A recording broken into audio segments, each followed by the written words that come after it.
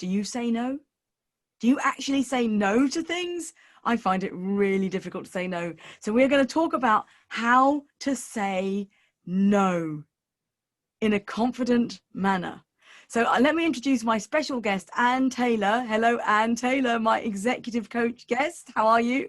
Very well, thanks, Esther. Thanks for having me. It's lovely to see you, Anne. We've both written a book. Let's just hold our books up quickly. That we do this every time, but that's why we're doing this mini series together. So Anne, what's your book called? Soft skills, hard results. Soft skills, as in how to say no and how to be confident, but hard results. And mine is Goodbye Glossophobia, Banish Your Fear of Public Speaking. And we've both faithfully, loyally read each other's books. But Anne has worked with global multinational organizations in a leadership role. And now she's an executive coach, and she has to deal with people that might have to say no.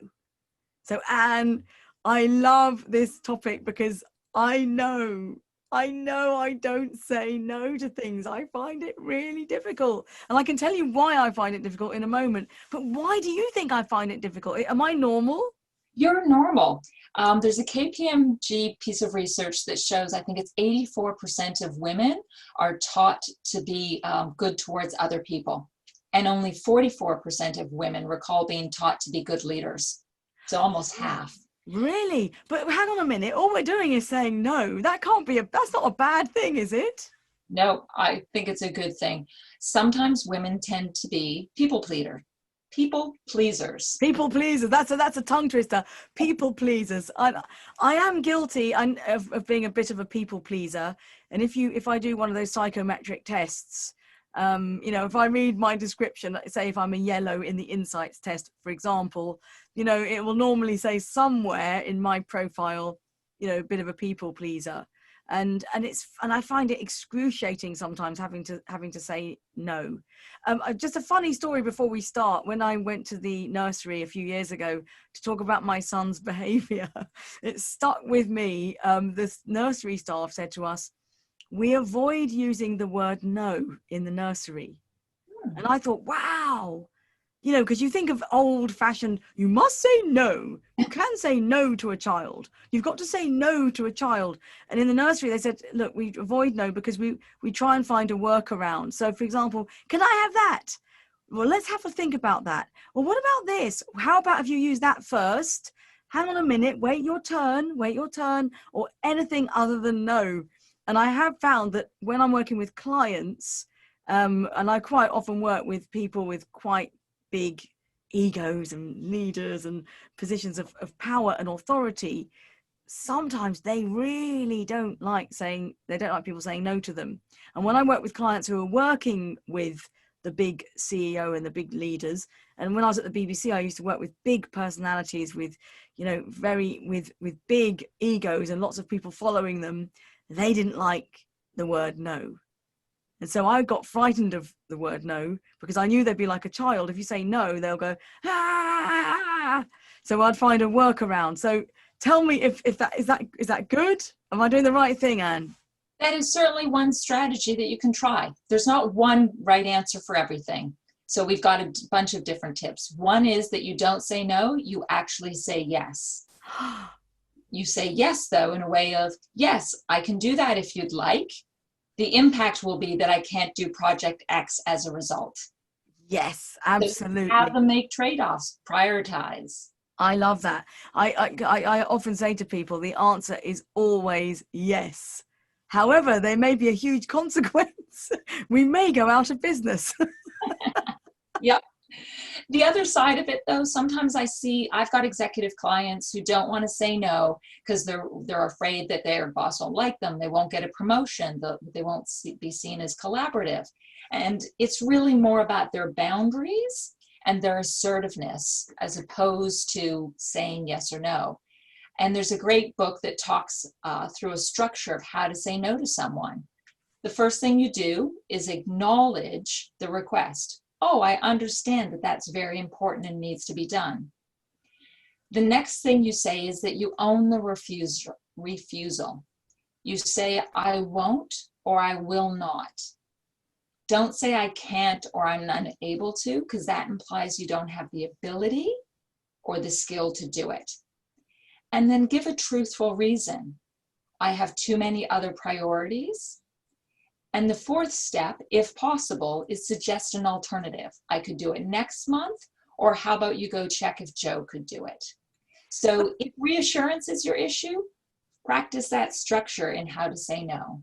Okay, so Anne, let's do a little bit of a play here, because when I'm working with my clients, particularly just say in financial services, and it might be, say, a senior manager or maybe a director level, and she's got to go and say no to the partner. Okay, so the partner who's in charge of the project might say something like, so let's just see if it works, because I know that a woman in a leadership role will say to me, yeah, but I don't want to look like a difficult person. I don't want to seem like an obstacle. So let's see how it really sounds, and let's see if we can role play that scenario. So I'm the boss, okay? I'll be a woman boss. It doesn't matter. I'll be a woman boss. I'm the boss, and I'm going to say to you, right, you need to go and change the team on project X.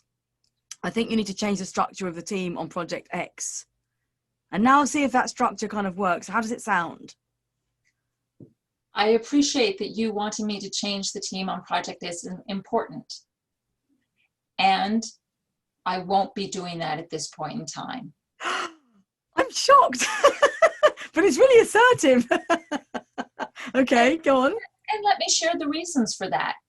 There's 3 reasons why I don't think that's the best decision at this point in time. And I'm open to reviewing it at a later date. Okay, and is there an alternative? There might be, depending on the situation. The alternative is that, Yeah, XYZ, yeah. Okay, wow. How did that feel? How did it feel answering? Because on the receiving end, it really felt assertive. And when you said, I won't be doing that, I mean, I was like, oh my goodness. It's quite difficult, though, to get the confidence to say that to a more senior person. How did it feel for you? It feels okay for me, partly because I know you.